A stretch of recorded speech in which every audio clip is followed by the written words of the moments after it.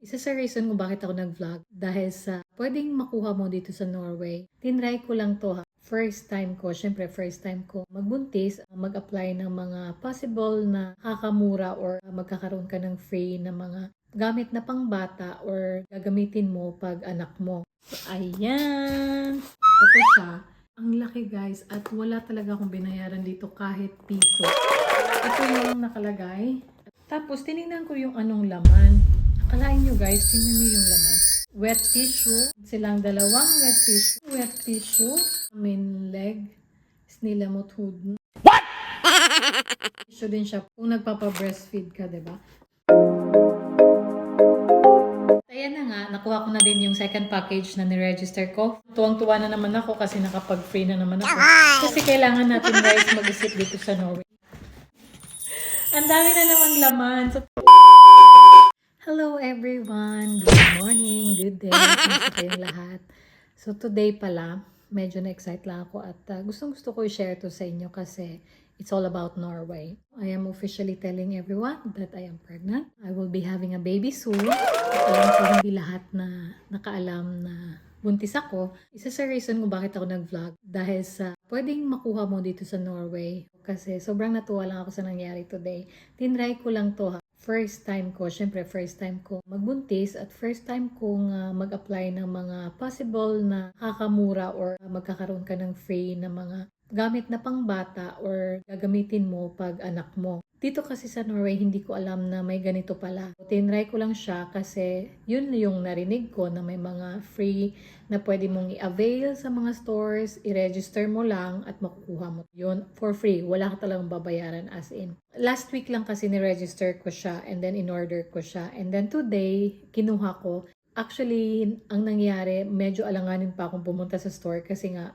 free siya. Expected ko na free yung kukunin kong package na galing sa store. 'Di ba? Nakakahiya din kasi nga dito sa Norway sobrang mahal lahat. I went there at ito lang pala valid lang to siya sa mga tao na member sa store na to or sa different kind of store. Marami daw eh. Kaya inuna ko lang muna itong isa para matry ko kung totoo ba talaga. Ito yung parang welcome package nila para sa baby mo. Para sa mother na din na magagamit mo before ka manganak.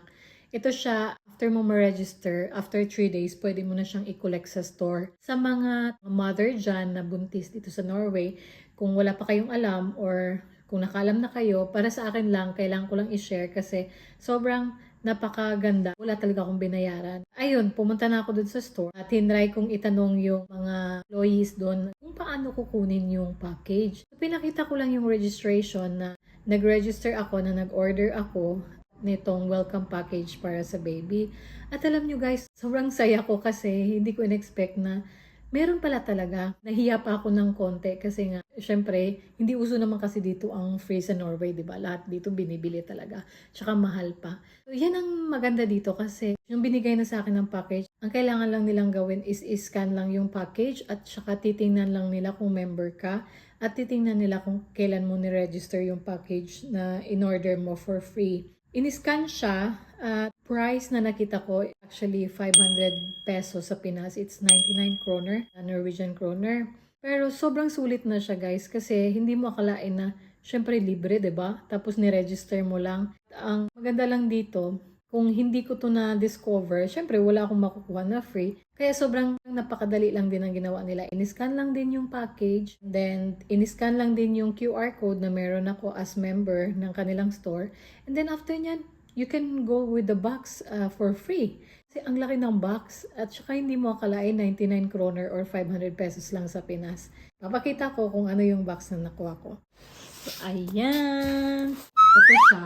Ang laki guys at wala talaga akong binayaran dito kahit piso. Ito yung nakalagay at ito yung size ng box. Hindi ko alam kung gaano kalaki to. Kaya ako na-surprise kasi hindi ko na-expect na ganito pala siya kalaki. Nung nakita ko na siya, sabi ko, ay napakasaya naman. Tapos tinignan ko yung anong laman. Akalain nyo guys, tingnan nyo yung laman. At lahat ng ito ay free. Wala akong babayaran. Ito ang nakalagay is pang bata pala siya na yung cotton towel. Ito na yung isa. And then meron din silang wet tissue.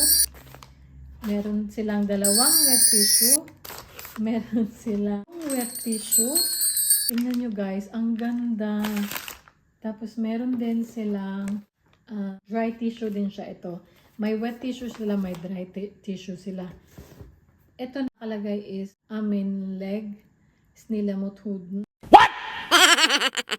Dermatologist tested Hindrele Casa. So ito naman siya is for breastfeeding. Tissue din siya kung nagpapa-breastfeed ka, 'di ba? Tsaka syempre meron ding pang mother, alam ko lahat pang bata. Syempre ito alam natin lahat, panty liner, meron ding napkin, and then ito meron din silang diaper 1 to 2 months old. At meron din dito another diaper, guys. Uy, sorry.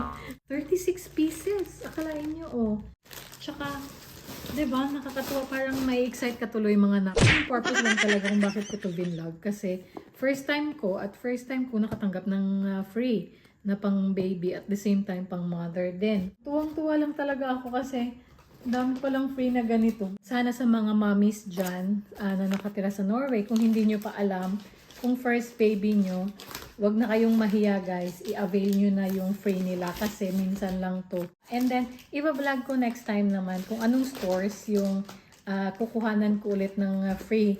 Kasi so far, may in-order na din ako tapunan ng sura ng diaper. So, maganda din siya.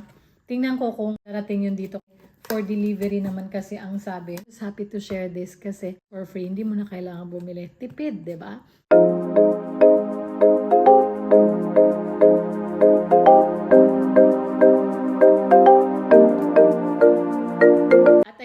Nakuha ko na din yung second package na ni-register ko for free. Take note guys, every grocery store dito sa Norway, pwede silang magbigay ng welcome package para sa baby at sa mother, sa mga nagbuntis dyan. Yung first na kanina is Kiwi Grocery Store. Pinakamura dito sa Norway. And then ang second naman na kinuhanan ko ng package today is ang Rema. Ang Rema is a grocery store din, pero lahat nandun na. Ang kakarating ko lang, galing dun sa Rema nga. Pinick up ko yung baby package ko. At ayun naman, nahiya na naman ako kasi nga for free. Dumiretso ako dun sa cashier nila kasi yung nagre-register niyan is yung cashier. In order for you to have that baby package, kailangan member ka. Kasi one reason, bago mo makuha yung baby package, is kailangan nila i-scan yung membership mo. Sa phone ko, meron akong application ng Kiwi Store at Rema Store. At ito na nga, papakita ko sa inyo, compare sa Kiwi na grocery store, ito naman yung box nila. Ayan. Nakita nyo guys? It's baby packet. It means it's baby package. Free din to. Take note. Tuwang-tuwa na naman ako kasi nakapag-free na naman ako. Kasi kailangan natin guys mag-isip dito sa Norway. Hindi na lang lahat ng bagay kailangan mong bilhin. Natawa pa nga ako doon kanina sa cashier kasi sabi niya, buntis ka? Sabi halata na hindi ako buntis, no? Sabi ko, yes, buntis ako. Nakita naman niya, okay, kukunin ko lang yung baby package and then i-scan ko. Kailangan mo muna i-scan yung membership mo sa app ng Rema na nasa phone ko bago nila ibigay yung package. Ang cute-cute nga ng box nila ito. Ito yung lagay ng box. Medyo mabigat siya. Ito naman yung laman niya. Ang dami na namang laman. So, tuwa ko lang naman ako.